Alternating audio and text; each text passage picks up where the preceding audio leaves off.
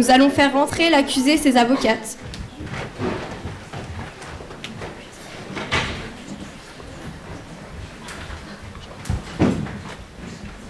Nous allons faire entrer les jurés.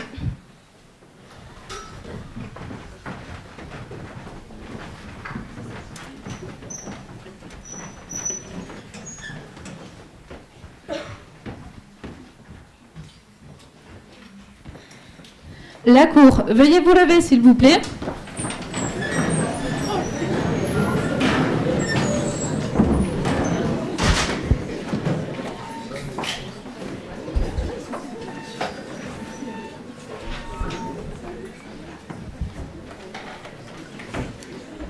Vous pouvez vous asseoir.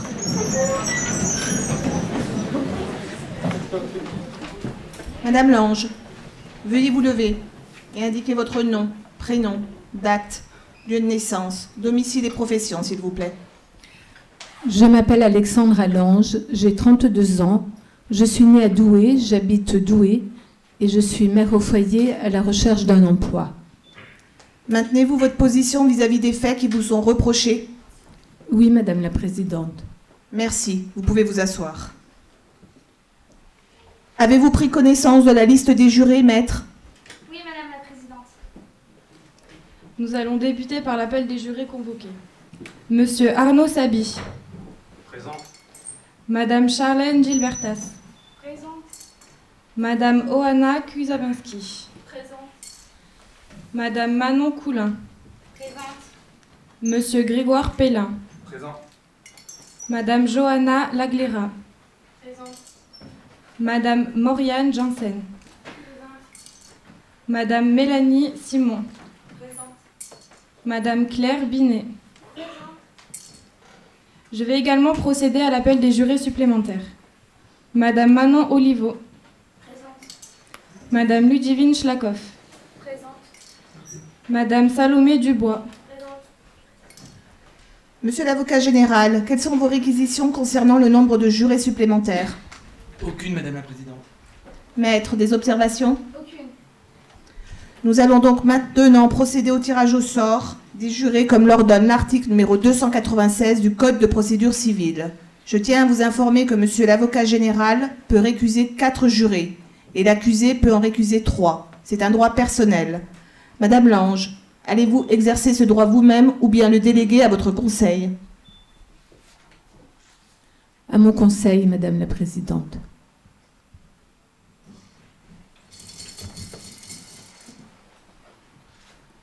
Juré titulaire numéro 12, monsieur Arnaud Sabi.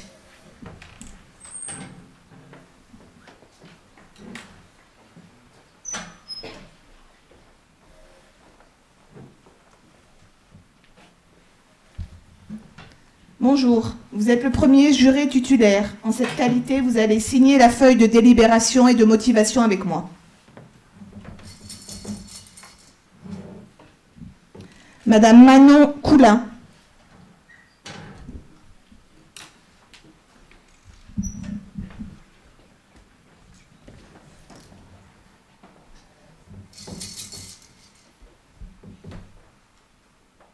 Madame Charlène Gilbertas.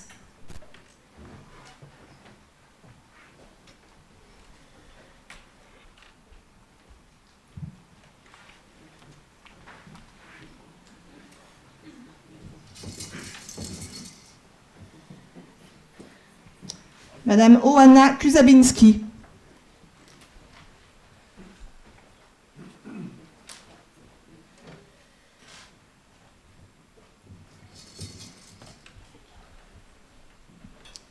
Monsieur Grégoire Pellin.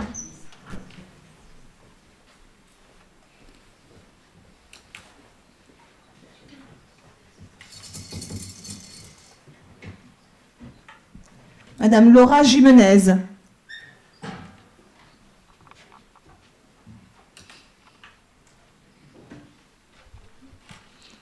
Vous avez la possibilité de tirer 2 jurés supplémentaires.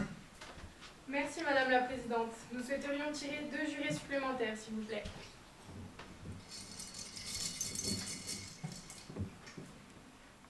Madame Ludivine Schlakoff.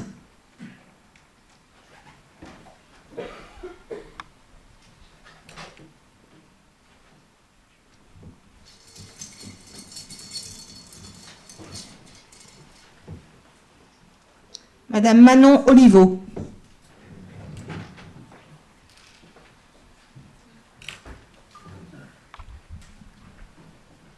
Mesdames, Messieurs les jurés, veuillez vous lever. La Cour va recevoir votre prestation de serment.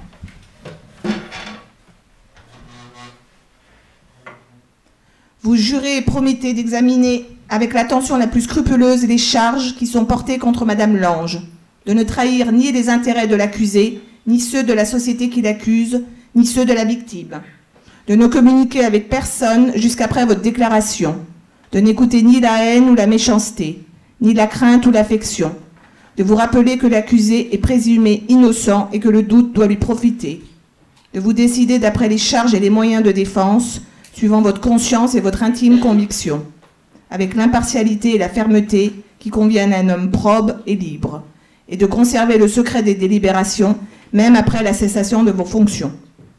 Monsieur Arnaud Sabi. Je le jure. Madame Manon Coulin. Je le jure. Madame Charlène Gilbertas. Je le jure. Madame Oana Kuzabinski. Je le jure. Monsieur Grégoire Pellin. Je le jure. Madame Laura Jimenez. Je le jure. Madame Ludivine Schlakoff. Je le jure. Madame Manon Oliveau. Je le jure. La Cour vous donne acte de votre prestation de serment et vous invite à vous asseoir. Les jurés non appelés peuvent sortir. Mesdames, Messieurs, les débats sont ouverts. Les jurés ne peuvent communiquer avec personne d'autre que la Cour. Ils peuvent prendre des notes et poser des questions à l'accusé. Bien, l'audience va pouvoir débuter. Je vais donc procéder à la lecture de l'ordonnance de mise en accusation. L'information a été suivie contre Madame Alexandra Lange. Elle a été mise en examen du fait d'homicide volontaire à l'encontre de son conjoint, Monsieur Marcelino Guillemin, le 19 juin 2009. Ces faits sont réprimés par les articles 221-4 et 221-8 du Code pénal. Il résulte de l'information que le 19 juin 2009, les services de police étaient requis sur les lieux de la commission d'un homicide.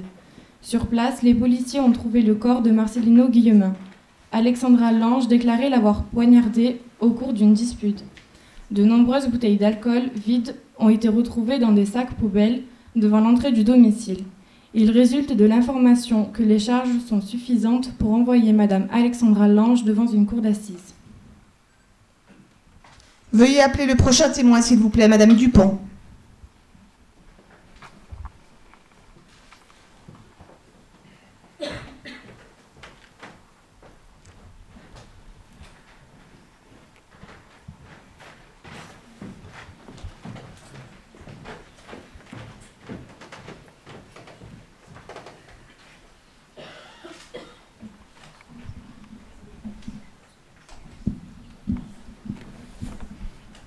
Bonjour. Veuillez indiquer votre nom, prénom, âge, domicile et profession, s'il vous plaît. Je m'appelle Tatiana Dupont, j'ai 35 ans, j'habite à Douai, je suis psychologue spécialisée en criminologie. Veuillez jurer d'apporter votre concours à la justice, d'accomplir votre mission, de faire votre rapport et de donner votre avis en votre honneur et en votre conscience. Je le jure. On vous écoute.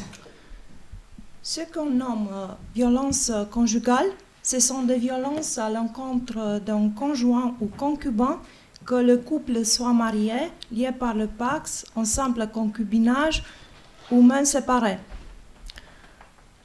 Les violences peuvent être psychologiques, humiliation, insultes, physiques, coups, blessures, sexuelles, économiques, administratives, défense de toucher à ses papiers.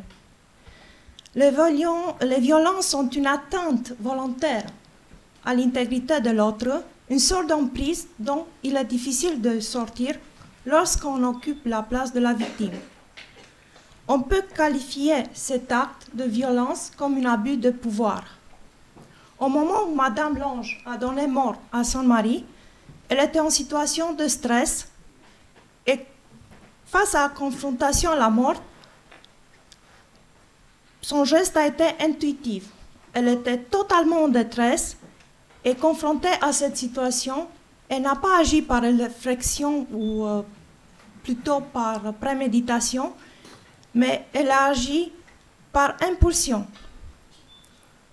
Elle a agi pour se défendre, pour ne pas mourir. Je ne soulevais aucune pathologie mentale particulièrement sur la personne de Madame Lange. Pensez-vous qu'à l'heure d'aujourd'hui, Madame Lange devrait faire l'objet d'un suivi thérapeutique? Selon mon expertise, suite à l'entretien que j'ai pu avoir avec Madame Lange, je pense qu'elle souffre d'un trouble post-traumatique dû à la mort de son ex-époux, plus particulièrement d'un fort traumatisme. Ce qui me permet d'affirmer cela, ce sont de nombreux flashs dont Madame Lange m'a fait part et la difficulté à évoquer certaines scènes. Je pense qu'il serait bon de lui conseiller un suivi psychologique afin qu'elle puisse réaliser réellement la situation et qu'il puisse avoir une analyse plus claire de sa situation. Bien, nous vous remercions pour ces explications. Y a-t-il des questions, précisions à demander à l'expert? Madame Dupont, vous avez soulevé la question de la crainte de ne pas être crue ni entendue. Madame Lange s'est rendue à la police, puis dans une association qui leur a trouvé d'hébergement et leur a loué une chambre d'hôtel, là où son mari l'a retrouvée. Pensez-vous que les structures mises en place sont-elles suffisantes? Il est certain que le milieu associatif manque de moyens, notamment à cause de subventions qui sont de plus en plus faibles. Cependant, ces structures font de leur mieux, mais c'est vrai que dans le cas de Madame Lange, il y a eu un manque de suivi et de surveillance. Maître, avez-vous des précisions à demander à l'expert? Oui, Madame la Présidente.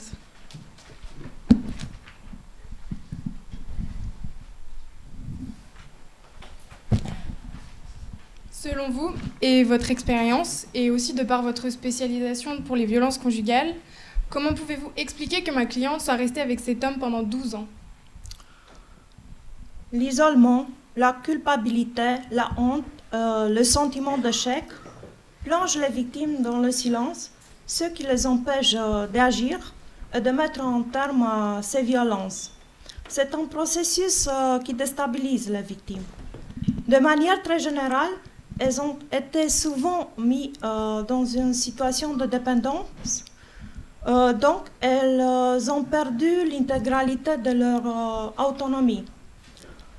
Elles se sont incapables de partir toutes seules, elles qui entendent la longueur de la journée, qu'elles sont bonnes à rien, qu'elles ne seraient rien sans lui.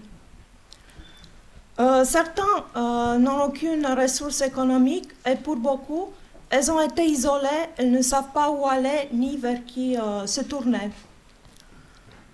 Elles craignent également qu'en cas de départ, leurs compagnons peuvent le trouver et que leur cauchemar n'empire. Imaginez la honte et la peur qu'elles portent en elles. Très bien. Ce n'est donc pas parce qu'elle aime ça, ou bien parce qu'elle l'a bien cherché, comme on l'entend très souvent, que ma cliente subissait ces violences et ne quittait pas Marcelino. Non, ce sont souvent des idées préconçues pour minimiser les faits, ou bien se déculpabiliser de n'avoir rien fait, de n'avoir aidé une personne en danger, ou bien parce qu'on ne veut rien entendre de tout cela. Aucune femme n'aime se faire battre, croyez-moi. Il y a l'endroit de décor, la famille, les amis, les collègues, les voisins. Et il y a l'enfer que seule la femme connaît. Je vous remercie et pour ma part, je n'ai plus de questions. Avez-vous des observations, Madame Lange? Non, Madame la Présidente. Y a-t-il une opposition à ce que le témoin se retire? Vous pouvez aller dans la salle, y demeurer ou en sortir à votre guise. Veuillez appeler le prochain témoin, Madame Sylvie L., ex-épouse de Monsieur Guillemin, s'il vous plaît.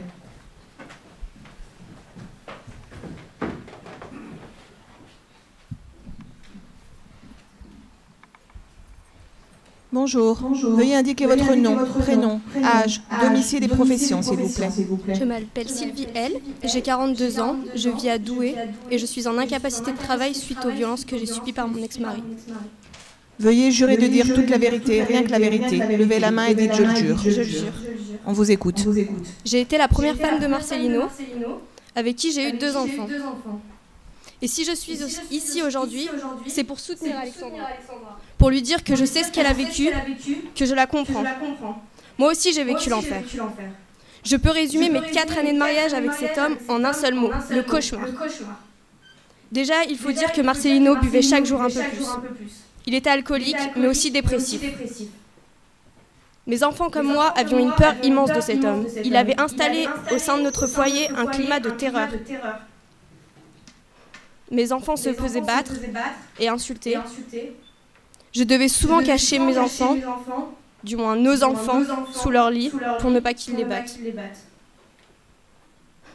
Il m'insultait sans cesse, me traitait de putain. Et par la suite, j'ai subi des violences physiques, des claques, sans aucune raison. Au début, je me défendais, mais j'ai très vite compris que cela ne faisait qu'aggraver ma situation. J'avais sans cesse peur, je baissais les yeux. Comment vous sentez-vous aujourd'hui qu'il est décédé? Je suis heureuse de sa mort, car même après notre séparation, j'avais toujours une peur immense de cet homme. Il avait toujours un couteau sur lui et il me répétait sans cesse qu'il aurait ma peau. Vous pensez qu'il aurait pu effectivement mettre fin au jour d'Alexandra Lange? Je ne le pense pas, j'en suis sûre. Il a toujours eu un caractère agressif. C'était dans sa nature. Tôt ou tard, il aurait tué sa femme, ses enfants ou peut-être bien même moi. Il était imprévisible, avec lui, on pouvait toujours s'attendre au pire. Bien, nous vous remercions pour ces explications. Y a-t-il des questions, précisions à demander aux témoins? Avez-vous des observations, Madame Lange? Non, Madame la Présidente. Y a-t-il une opposition à ce que le témoin se retire? Bien, vous pouvez retourner dans la salle et rester où on donnerait à votre guise.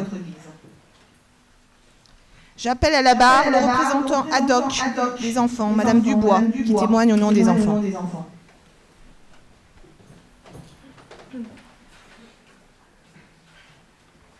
Bonjour, veuillez indiquer votre nom, prénom, âge, domicile et profession, s'il vous plaît. Je m'appelle Anne Dubois, j'ai 30 ans, j'habite à Douai et je suis avocate. Veuillez jurer de dire toute la vérité, rien que la vérité. Levez la main et dites « je le jure ». Je le jure. On vous écoute. Suite à la demande de la justice, je viens parler au nom des 4 enfants d'Alexandra Lange. Ce sont de beaux enfants. Bravo, Madame Lange. Madame Lucier, pourriez-vous apporter les photos des enfants pour les montrer au juré?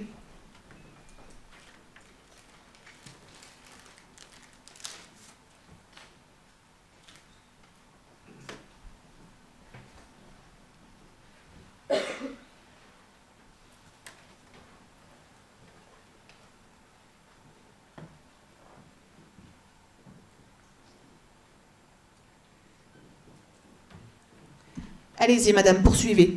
Je voudrais d'abord parler de Séphora. Elle, c'est la grande. Elle a 13 ans. À cet âge, on peut se remémorer des événements, on peut raconter. Et pourtant, quand je lui ai demandé de me raconter de bons souvenirs avec son papa, elle n'a pas su me répondre. J'ai un peu insisté et je l'ai obligée à faire un effort énorme pour qu'elle me dise quelque chose. Alors elle a réfléchi. Et elle m'a enfin dit « Oui, un jour, une fois, il m'a fait un sourire. » Voilà l'affection que ce monsieur a réussi à donner à sa fille en 10 ans. Un jour, une fois, un sourire. Séphora m'a fait cette incroyable réponse. Alors, j'ai pris le contre-pied et je lui ai demandé « Et le reste, c'était quoi ?» Eh bien, ce que vous entendez depuis le début de ce procès. Voilà ce qu'elle m'a dit ensuite. Je la cite. « Il m'a dit que je ne réussirais jamais, que j'étais une pute et que je n'avais qu'à faire le trottoir. Il voulait que j'arrête l'école en CM2 pour apprendre à faire le ménage, la couture et le manger. Elle m'a ensuite dit « Il ne me manque pas. Je suis heureuse dans ma vie maintenant. » Ces enfants sont aujourd'hui dans un foyer depuis que vous êtes passé en prison. Et aujourd'hui, ce sont des enfants heureux, calmes, intelligents, extrêmement soudés et qui ne demandent qu'une seule chose, c'est que d'une manière ou d'une autre, la justice leur rende leur maman. J'ai une question. Quelle a été la réaction des enfants quand ils ont appris que leur père était mort? Eh bien, ils étaient soulagés, car cet homme ne s'en prendrait plus à eux, ni à leur mère. Ils savent qu'il ne sera plus là pour leur infliger les scènes de violence contre leur maman, qu'il ne sera plus là pour les frapper, les insulter. Ils n'auront plus à subir sa colère. En veulent-ils à leur mère d'avoir tué leur papa? Bien sûr que non. Cette mère qui tant bien que mal a essayé de les protéger de la violence de cet homme et qui, pour elle mais aussi pour eux, un soir a décidé de stopper tout ça. Pensez-vous que c'est une bonne chose qu'ils retournent avec leur mère? Il me semble nécessaire que ces enfants retrouvent leur mère, pour qu'ils retrouvent une certaine stabilité. Il ne faut pas oublier qu'ils ont été victimes, eux aussi, tout d'abord en étant témoins des scènes de violence conjugale, puis en subissant cette violence. De plus, le fait d'être dans un foyer du jour au lendemain, voyant leur maman en prison les a fortement affectés. Tous leurs repères, toutes leurs habitudes ont été bouleversées. Je rappelle qu'Alexandra a toujours été une excellente mère. Elle s'est toujours très bien occupée d'eux. C'est une personne stable, calme. S'ils retrouvent leur mère, ils pourront ensuite continuer à grandir dans un environnement stable. Ils auront de meilleures chances de s'épanouir. Et je vous le rappelle, ces 4 enfants n'attendent qu'une seule chose, c'est de retrouver leur maman. Bien, pour ma part, je n'ai plus de questions. Avez-vous des précisions, des commentaires à apporter, mesdames, messieurs les jurés? Monsieur l'avocat général? Non, Madame la Présidente. Maître? Non, Madame la Présidente. Y a-t-il une observation à ce que le témoin se retire? Vous pouvez retourner dans la salle, y demeurer ou en sortir à votre guise. Madame Lange, veuillez vous avancer à la barre, s'il vous plaît.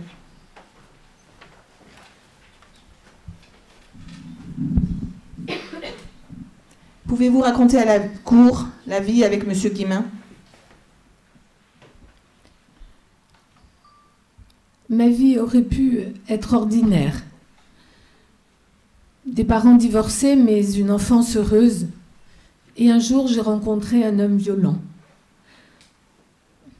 Je l'ai rencontré en mars 1997 par le biais d'une amie commune. J'avais 17 ans et je suis tout de suite tombée sous son charme. Chez les Gitans, quand une femme est amoureuse d'un des leurs, elle doit venir vivre à ses côtés. J'ai beaucoup hésité car c'était mon premier homme et j'avais peur que cela compromette mes études. Mais j'ai fini par céder. Il me promettait monts et merveilles. C'est ainsi que mes rêves se sont brisés. Certaines de ses attitudes ont commencé à me choquer. Et lorsque je lui faisais remarquer, il s'énervait comme une bête enragée. Dans mes souvenirs, je le vois me gifler, hurler, me frapper, me dire de me taire et me frapper de nouveau. Je me vois essayer de crier, d'appeler au secours, mais la fréquence de ses coups étouffait mes mots. J'avais peur et je tremblais. À ce moment, j'ai fait connaissance avec la violence conjugale. Ajouter à cela que mon mari m'interdisait de travailler, d'avoir des amis et même de voir ma famille. J'étais isolée socialement, enfermée dans une bulle.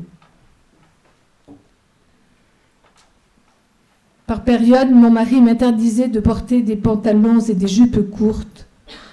Je n'avais droit qu'aux robes longues très couvrantes, jusqu'aux poignets et aux chevilles. C'était censé me protéger du regard des autres. De plus, il m'interdisait d'utiliser des contraceptifs. Aujourd'hui, je suppose que c'était pour avoir la certitude de me garder auprès de lui, de me faire chanter. Cela peut paraître inconcevable pour certains, mais je n'ai pas le souvenir de moments heureux partagés avec lui. Nous avons pourtant vécu 12 années côte à côte. Pourquoi n'êtes-vous pas parti dès le premier coup? Je n'en ai fait qu'à ma tête. Je ne voulais pas y croire. Je me disais, c'est pas vrai. Il était si gentil, si attentionné jusque-là. C'est une erreur. Il ne le fera plus. J'étais tout simplement amoureuse et ça m'a fait perdre l'esprit. Et puis, il avait 31 ans et je n'en avais que 17. J'étais jeune, naïve, stupide, persuadée qu'il ne recommencerait plus. Jusqu'à ce qu'il recommence. C'est quand il a multiplié les violences envers les enfants que l'idée de fuir a commencé à germer dans mon esprit. De quelle manière s'est installée la violence dans votre couple? Je n'ai pas reçu une avalanche de coups du jour au lendemain et sans discontinuer. La violence s'est installée petit à petit, par petites touches. En général, il commençait en prétextant une plaisanterie, un coup de poing sur le bras pour rigoler, un coup de torchon sur les fesses pour me taquiner. Lui, ça le faisait rire. Moi, pas du tout. Et je lui disais, mais il s'en moquait. Nous avons franchi un nouveau cap quand les disputes et les insultes sont devenues plus qu'une routine. Moi-même, au cours de nos échanges les plus grossiers, j'en étais arrivée à lui répondre par des grossièretés que je n'imaginais même pas oser prononcer 4 ans plus tôt. C'était la dernière parade que j'avais trouvée. Il me semblait qu'en utilisant son propre langage, je pourrais lui faire comprendre combien les mots peuvent parfois être aussi blessants que les coups. Mais ça n'a pas fonctionné. Mon mari me faisait de plus en plus peur. Il avait pris l'habitude de porter sur lui un couteau du matin au soir. À partir de quel moment votre vie est-elle devenue un enfer?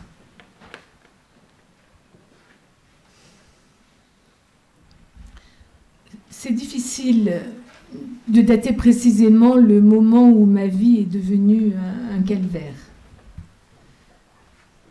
Mais les mois et les années qui ont suivi la naissance de notre deuxième enfant ont précipité notre couple dans les bas-fonds de l'horreur. Je me suis retrouvée en face d'un homme qui ne faisait rien de ses journées, hormis boire. Et lorsqu'il avait un sursaut d'énergie, il m'agressait. Mon mari avait la violence en lui, j'en suis persuadée. Je veux dire qu'il ne faisait pas ou peu la différence entre une insulte et un coup. Ce qui est sûr, c'est que mois après mois, année après année, les menaces et les insultes sont devenues de plus en plus fréquentes, envers moi déjà, mais aussi envers tous ceux qui osaient se mettre en travers de son chemin. Ils n'étaient, hélas, pas très nombreux, et je crois bien que seul mon père en avait ce courage. Les mois qui ont précédé le drame, j'étais devenue une espèce d'esclave domestique. Je ne dirais pas que j'étais consentante, mais je crois que j'avais perdu la force de me rebeller. À force de l'entendre hurler que je n'étais bonne à rien, je crois bien que j'avais fini par le croire. Pouvez-vous nous décrire une scène de violence?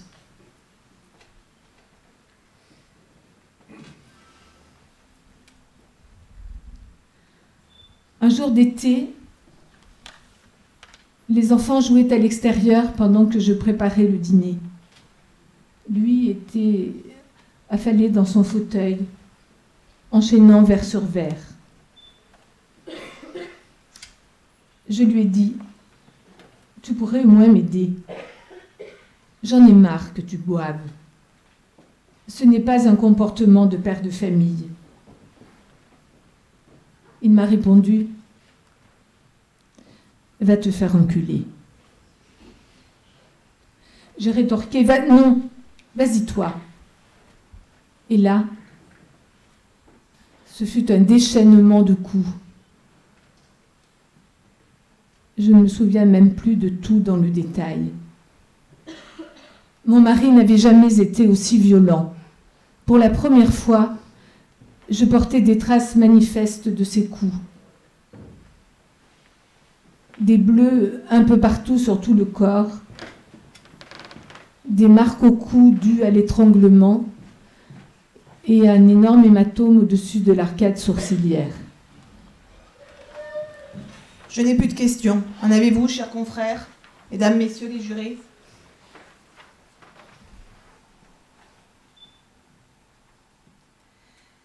J'ai une question d'un juré. Pourquoi êtes-vous resté aussi longtemps avec lui?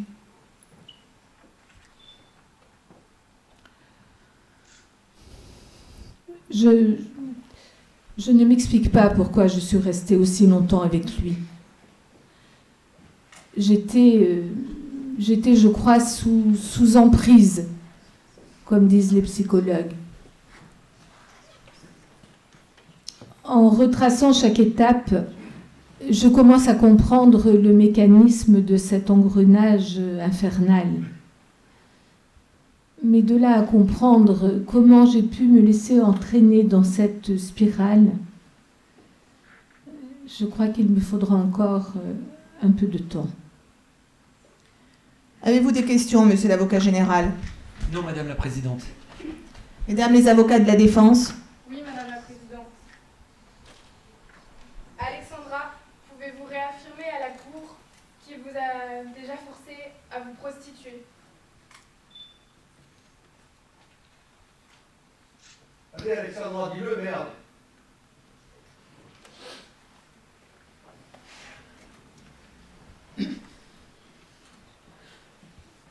Oui.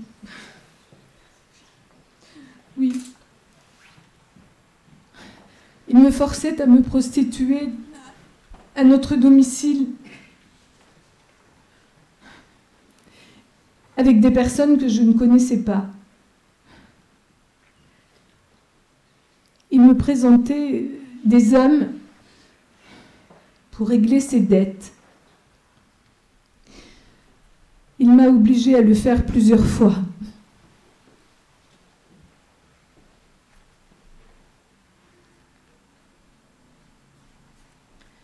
Madame Lucie Audencier, veuillez appeler le prochain témoin, s'il vous plaît, monsieur Faure.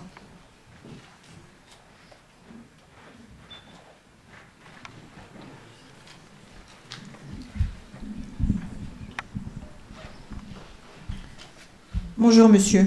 Bonjour. Veuillez indiquer votre nom, prénom, âge, domicile et profession, s'il vous plaît. Je m'appelle Julien Faure, j'ai 36 ans, j'habite Douai et je suis officier de police. Veuillez jurer d'apporter votre concours à la justice, d'accomplir votre mission, de faire votre rapport et de donner votre avis en votre honneur et en votre conscience. Je le jure. Nous vous écoutons, monsieur. Le 16 septembre 2008, Madame Lange est arrivée dans notre commissariat vers 15 h. Ce jour-là, je me souviens que 2 de mes collègues étaient absents et nous n'étions que 4 pour faire face au flux des personnes venant nous consulter. Étant à l'accueil, j'ai reçu Madame Lange au comptoir, comme tout le monde.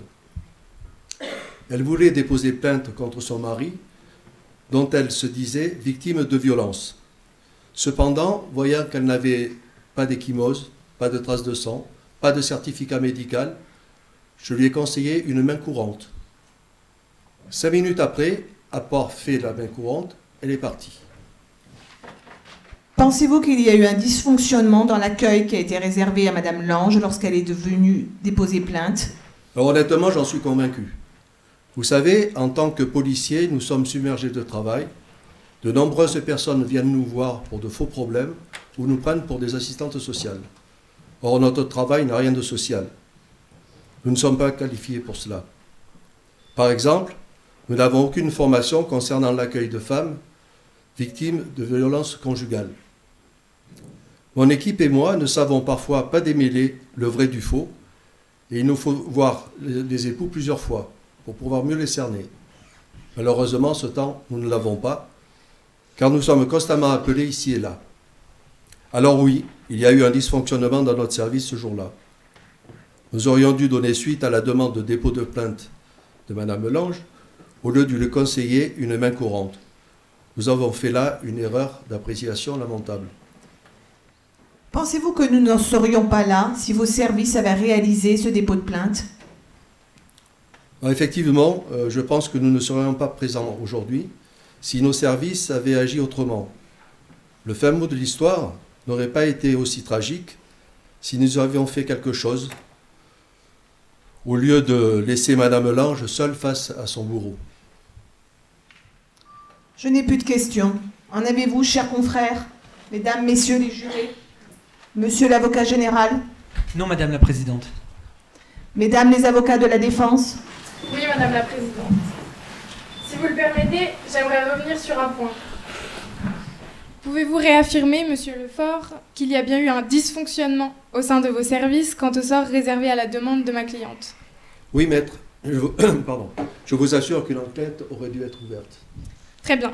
Pour ma part, je n'ai plus de questions. Y a-t-il une opposition à ce que le témoin se retire? Monsieur Faure, vous pouvez retourner dans la salle, y rester ou en demeurer à votre guise. Merci. J'appelle à la barre Madame Gaillard.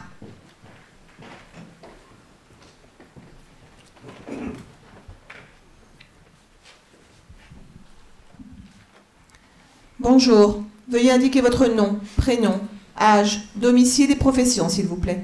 Je m'appelle Sandrine Gaillard, j'ai 26 ans, j'habite Douai et je suis médecin légiste au CHU de Douai. Veuillez jurer d'apporter votre concours à la justice, d'accomplir votre mission, de faire votre rapport et de donner votre avis en votre honneur et en votre conscience. Je le jure. Nous vous écoutons concernant votre rapport d'expertise sur le coup porté à la victime. La victime a subi un coup fatal. Alexandra Lange lui a porté un coup de couteau au niveau du cou et plus précisément au niveau de la carotide. La carotide est un point vital situé de chaque côté de la gorge. Un coup de couteau porté à cet endroit neutralise temporairement la victime car son cerveau est moins irrigué par le sang. La lame du couteau a pénétré la peau à l'endroit précis où la chair est souple. La blessure était d'une profondeur de 14,5 cm. Il fallait donc avoir frappé avec une grande violence pour que la carotide soit tranchée nette. Madame Lucier, pouvez-vous aller chercher le couteau dans la vitrine des scellés, s'il vous plaît, pour que les jurés puissent avoir une image concrète?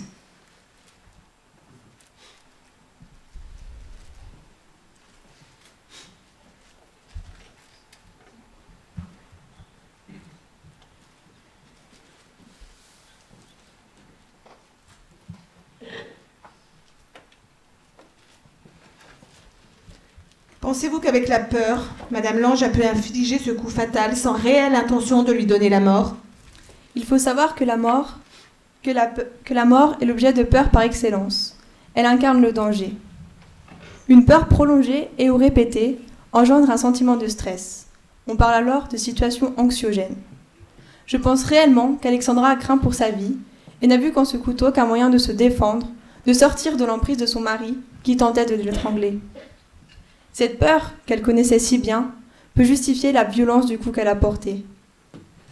De plus, elle avait un espace réduit pour agir, et le coup semble le seul endroit qu'elle ait pu atteindre, et malheureusement, a fait de son geste un geste meurtrier.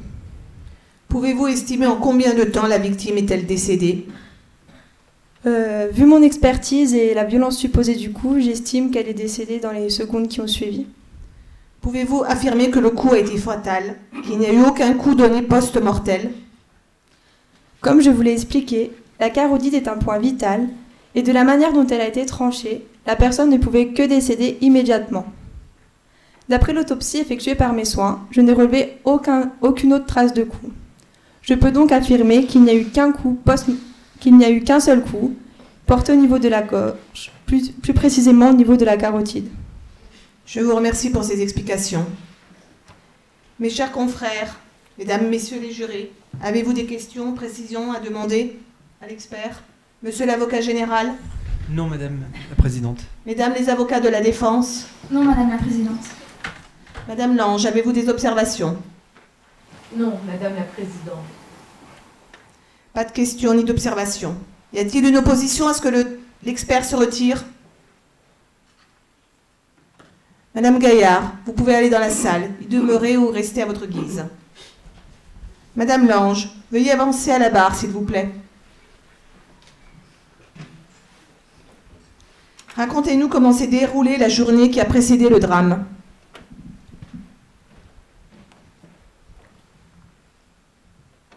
De retour d'un rendez-vous vers 10 heures, il était déjà très énervé. Il n'y avait plus d'alcool car je n'avais pas pris le temps d'aller lui acheter sa bouteille. Selon les règles, ces règles, je devais aller à la supérette le matin pour lui acheter une bouteille de mousseux et je devais y retourner l'après-midi pour en acheter une deuxième ainsi qu'une bouteille de bière d'1 litre. C'était ainsi et pas autrement. Après être allé à la supérette et l'avoir ravitaillé, il s'est servi un verre. Comme je le sentais très énervé et que je ne voulais pas le contrarier, j'ai accepté le verre qu'il m'a servi. Je voulais faire baisser la tension. Mais dès qu'il est sorti pour fumer une cigarette, j'ai reversé le contenu de mon verre dans la bouteille.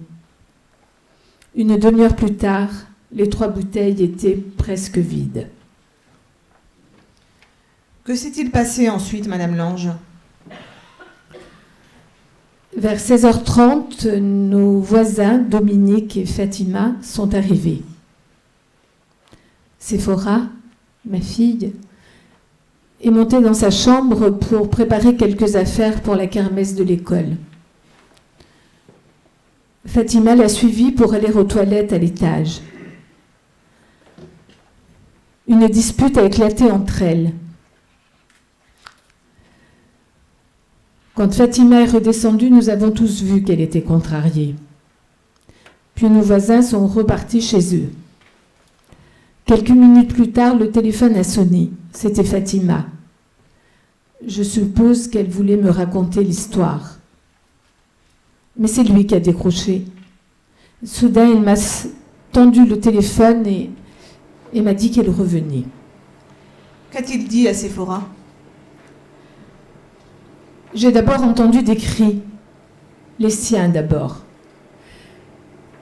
Il reprochait à la petite en hurlant d'avoir fait pleurer notre amie.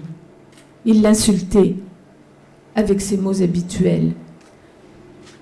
Sale pute, connasse, va faire le trottoir. Puis j'ai entendu ses cris à elle, mon trésor. Elle essayait de se défendre. Mais il s'est mis à crier encore plus fort. Et soudain, un bruit terrible a claqué parmi les hurlements. Les cris de Séphora se sont interrompus. J'étais terrifiée, je n'osais plus bouger. Puis il est redescendu. J'étais malade, en pensant à l'état dans lequel j'allais retrouver ma petite fille. Je suis alors montée à l'étage pour la réconforter. Elle était brûlante. Durant tout le dîner, je craignais que la moindre de mes paroles ne déclenche une salve de coups. Puis il est allé sur l'ordinateur, toujours un verre à la main. Il continuait à crier et à m'insulter. Et je ne répondais rien, comme toujours. Il était de plus en plus saoul. Si j'avais répondu, il m'aurait frappé. Mais moins je réagissais, et plus il m'insultait. Les habituels « sale pute »,« va te faire enculer », et j'en passe. Finalement, il s'est endormi sur son fauteuil. Je voulais m'occuper l'esprit, je ne voulais pas aller me coucher. Alors j'ai commencé à faire du rangement et à faire le ménage. Alors essayez de nous expliquer comment ça s'est passé le drame, le plus en détail possible. Il s'en prenait de plus en plus souvent aux enfants. Je ne le supportais plus. Vers 2 heures du matin, il s'est levé pour aller se faire une cigarette. Quand il est revenu, je lui ai dit « J'ai quelque chose à te dire. Il faut qu'on parle. » Il m'a répondu « Vas-y, je t'écoute. » Je lui ai dit voilà, je veux voir un avocat et je demande le divorce. Je veux porter plainte pour les violences que je subis et pour les violences que les enfants subissent aussi. Et là, il m'a sorti « Espèce de pute, je vais te crever !» Et il s'est jeté sur moi. Et il m'a roué de coups. Il m'a donné des claques, de fortes claques. Il m'a mordu la main. Il m'a étranglée. Il m'a giflé. Et dans une gifle, ma tête s'est allée sur la gauche et je me suis sentie partir. Et j'étais terrifiée. Je me suis dit que je ne voulais pas mourir. Et là, j'ai vu le couteau. Et j'ai porté ce coup. J'ai vu le couteau. J'ai pris le couteau. J'ai fermé les yeux. Et j'ai frappé d'un coup brusque.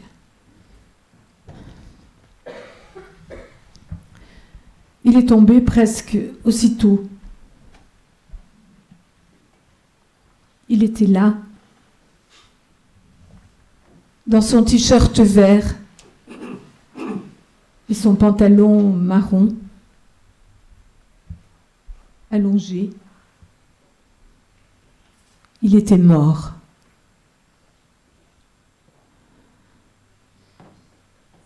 J'ai fermé les yeux, je ne voulais pas voir ça.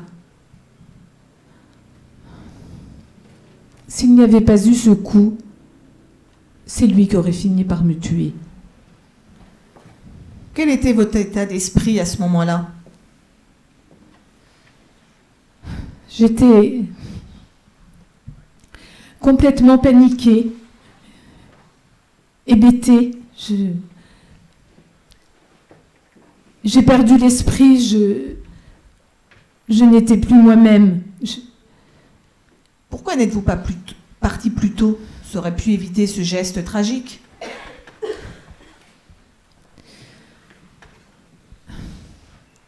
À chaque gifle, il s'excuse, demande pardon, pleure, jure qu'il ne le fera plus. Alors, je pardonnais. Et puis, je n'avais pas le choix. Je suis restée parce que je n'avais pas le choix. Pas de travail, pas d'argent, pas de logement, plus d'entourage. J'étais menacée tous les jours. Il me disait « Si tu pars, je te tuerai. Si tu pars, je t'empêcherai de voir les enfants. Où que tu ailles, je te retrouverai. »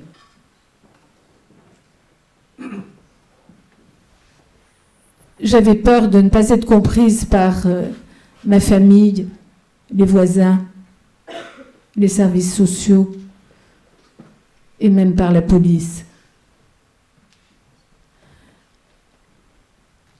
J'avais beaucoup de mal à trouver une oreille attentive à mon histoire, à mes problèmes, à cette vérité crue.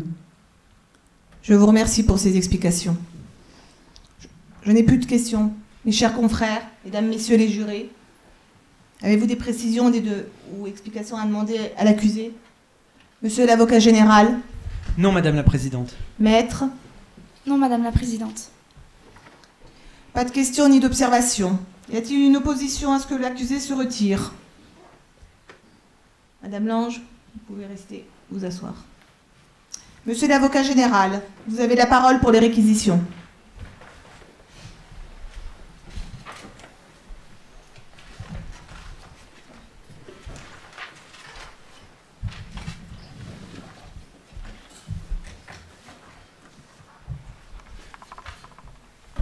Madame la Présidente, Mesdames, Messieurs les jurés, parlons des faits.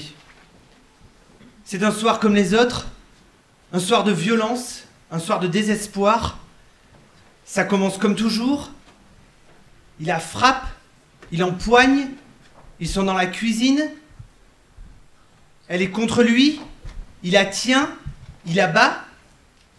Son espace de mouvement est réduit. Et il y a ce couteau, espèce d'instrument du destin qu'elle saisit comme ça, en tâtonnant. Est-ce que ce soir-là, Alexandra Guillemin a pu penser à un moment donné ou à un autre que sa vie allait être en danger? Est-ce qu'elle a pu penser, elle qui avait été menacée à plusieurs reprises, elle qui l'avait déjà plusieurs fois essayé d'étrangler? Et bien sûr qu'il a pu le penser. Alexandra Guillemin, nous avions rendez-vous. C'est un rendez-vous inexorable qui guette toutes les femmes qui sont victimes de violences conjugales. Je dis bien toutes. Ce procès vous dépasse. Parce que derrière vous, il y a toutes ces femmes qui sont victimes, qui vivent la même chose que vous, qui guettent les ombres de la nuit, le bruit des pas qui leur fait comprendre que le danger rentre à la maison, les enfants qui filent dans la chambre, et la mère qui va dans la cuisine, qui fait comme si de rien n'était, et qui sait que tout à l'heure, la violence explosera. Elles sont toutes sœurs, toutes ces femmes qui vivent la même chose que vous. Parce que comme on l'a entendu tout au long de cette audience, lorsque la porte est fermée, on ne sait pas ce qu'il se passe derrière. Mais la vraie question, c'est de savoir si on a envie de savoir ce qui s'y passe. D'entendre les meubles que l'on renverse, les coups qui frappent, les enfants qui pleurent.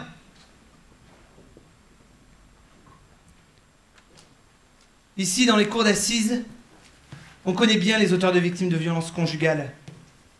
Le plus souvent, on a celle d'un corps de femme étendu sur une table d'autopsie. Mon devoir est de rappeler que l'on n'a pas le droit de tuer. Mais je ne peux parler de ce geste homicide sans évoquer ces mots d'enfant. Papa est mort, on ne sera plus frappé. Papa était méchant. Avec nous, il se comportait mal. Mais ce n'était rien comparé à ce qu'il faisait à maman. On n'a pas le droit de tuer, mais on n'a pas le droit de violer non plus. D'emprisonner une femme et ses enfants dans un caveau de souffrance et de douleur. Je connais la question que vous vous posez. Mais pourquoi Alexandra Guillemin n'est-elle pas partie avec ses enfants sous le bras? Cette question appartient aux femmes et aux hommes de l'extérieur qui observent une situation qu'ils ne connaissent pas et qui se disent « Mais moi, je serais partie ». En êtes-vous si sûr? Ce que vivent ces femmes, ce qu'a vécu Alexandra Guillemin, c'est la peur, l'angoisse, le pouvoir de quelqu'un qui vous coupe le souffle, qui vous enlève tout courage. C'est sortir faire ses courses pendant 5 minutes, sachant que celui qui vous envoie, c'est exactement le temps qu'il vous faut pour aller lui acheter ses bières. Et c'est à cette femme-là que vous voudrez savoir pourquoi est-elle restée? C'est la guerre que vous avez vécue, madame. La guerre dans votre cœur et dans votre corps. Mesdames, messieurs les jurés, vous ne pouvez la juger sans connaître les blessures béantes qu'elle recèle en elle. C'est cela être juge. Se mettre à la place de l'autre. Parfois de la victime, de l'accusé. Parfois de l'accusé victime. On a souvent dit d'elle que c'est une femme passive. Mais c'est une combattante, cette femme, une combattante. Ses enfants, elle leur a tenu la tête hors de l'eau, hors du gouffre. Il n'y a pas beaucoup d'amour dans ce dossier, mais il y a le sien pour ses enfants. Ils ont entre 8, 11, 13 et 6 ans. Ils vous aiment, ils seront votre revanche. Mais nous, la question que nous devons nous poser, c'est en quoi êtes-vous responsable, Alexandra Guillemin? Quelle serait la crédibilité, la légitimité de l'avocat de la société qui viendrait demander la condamnation d'une accusée alors que la société elle-même n'a pas su la protéger? Alors je vais parler de légitime défense. Ne pensez-vous pas qu'au moment des faits, Alexandra Guillemin a pu penser que sa vie allait être en danger? Est-ce qu'en fonction de tout ce qu'elle a vécu, de tout ce qu'elle a subi, elle a pu penser que ce soir-là, Marcelino Guillemin allait la tuer? Mais bien sûr, cela fait des années que ça dure. Alors oui, il y a eu ce coup de couteau. Mais il y a eu un seul coup. Il n'y a pas eu de deuxième coup ni de troisième coup, un seul coup. Et ça, c'est de la légitime défense. Mesdames, Messieurs les jurés, je vous le demande, je vous l'implore, mettez-vous à sa place. Alexandra Guillemin a toujours été seule. Aujourd'hui, je ne veux plus la laisser seule. Vous n'avez rien à faire dans une cour d'assises, ni même à la place des accusés. Mesdames, Messieurs les jurés, acquittez-la. Maître, vous avez dès à présent la parole. Merci, Madame la Présidente. Nous sommes réunis, Mesdames, Messieurs les jurés, en ce jour du 15 mai, afin de débattre sur le sort de ma cliente ici présente, Madame Alexandra Lange. C'est l'histoire d'une femme ordinaire que nous aurions pu croiser dans la rue, au supermarché ou bien devant une école. Une femme qui, une fois rentrée à son domicile, devait courber l'échine devant son mari pour éviter qu'au moindre prétexte, celui-ci n'en profite pour l'insulter ou la cogner. Il a anéanti en elle la volonté de se battre, le courage de prendre son sac, ses enfants et de s'enfuir. Menaces de mort, multiples tentatives de suicide, tels étaient les moyens employés par cet homme pour la retenir. Sentant qu'elle échappait de plus en plus à son emprise, Marcelino trouvait systématiquement le moyen de se faire pardonner et de refaire naître en elle l'espoir d'une vie meilleure.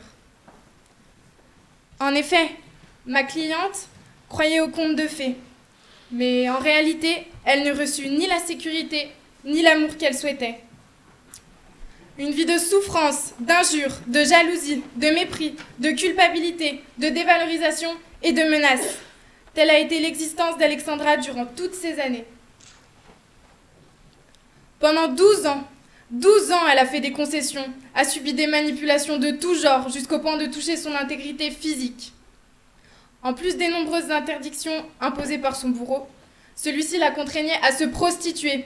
Oui, mesdames, messieurs les jurés, vous avez bien entendu, se prostituer, c'est l'atteinte la plus grave qui peut être faite à une femme. Et tout cela pourquoi ?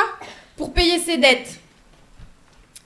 L'accumulation de toutes ces pressions quotidiennes, le sentiment de ne plus avoir le contrôle sur sa propre vie, l'a conduite à se renfermer sur elle-même.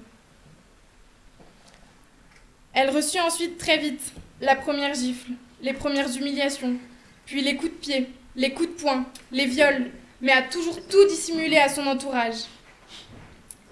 Elle était isolée, n'avait plus aucun contact. Interdiction de passer le permis, de travailler, interdiction de vivre sa propre vie, tout simplement. Enfermée, Marcelino avait posé ses jalons tout autour d'elle, et sans qu'elle ne s'en rende compte, il avait pris l'entière direction du couple. Je laisse maintenant la parole à ma consoeur.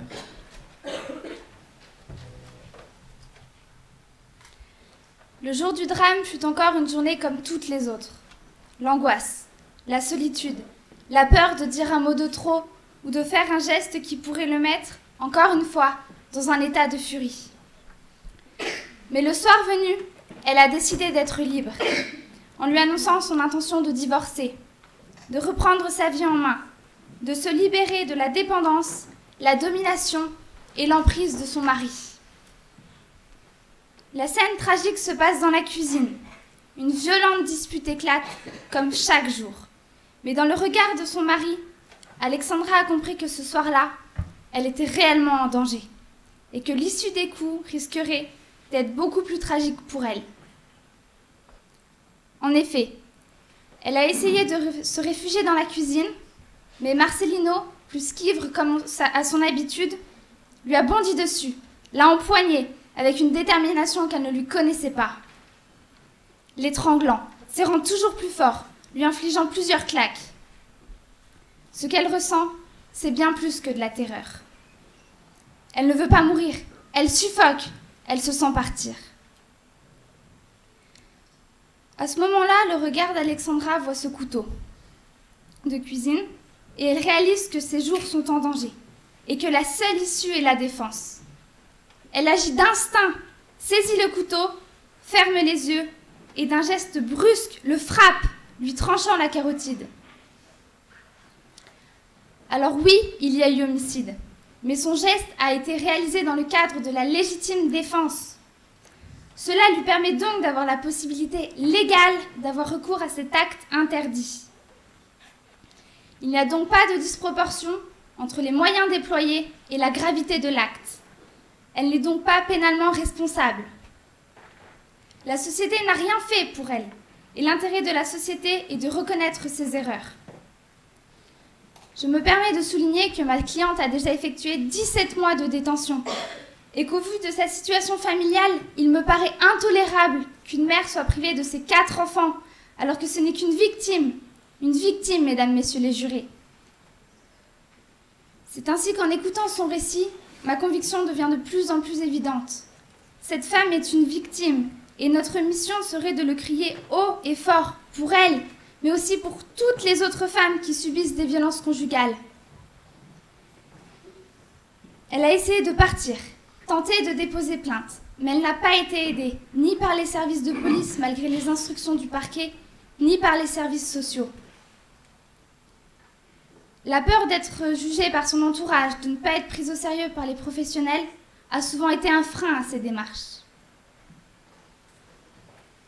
Alexandra pourrait être votre mère, votre sœur, votre fille à tous. Elle a porté sa croix pendant 10 années de sa vie.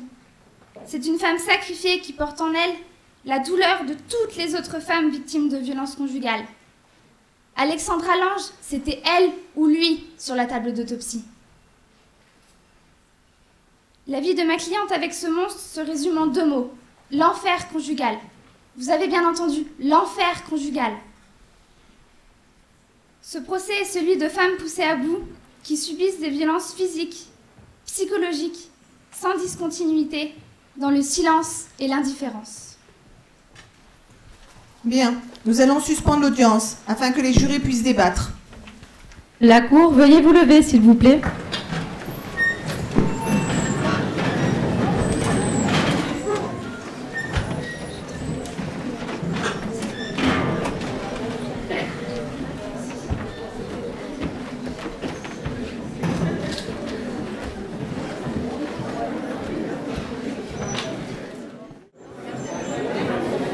La Cour, veuillez vous lever, s'il vous plaît.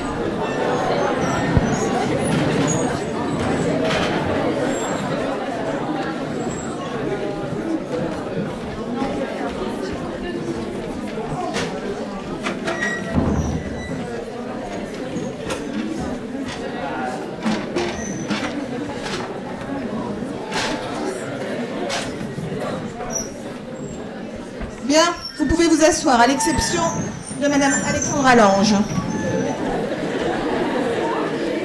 Chut. Voici les réponses aux questions posées et l'arrêt rendu en commun à la question relative à l'homicide volontaire. Il a été répondu oui à la majorité des 6 voix.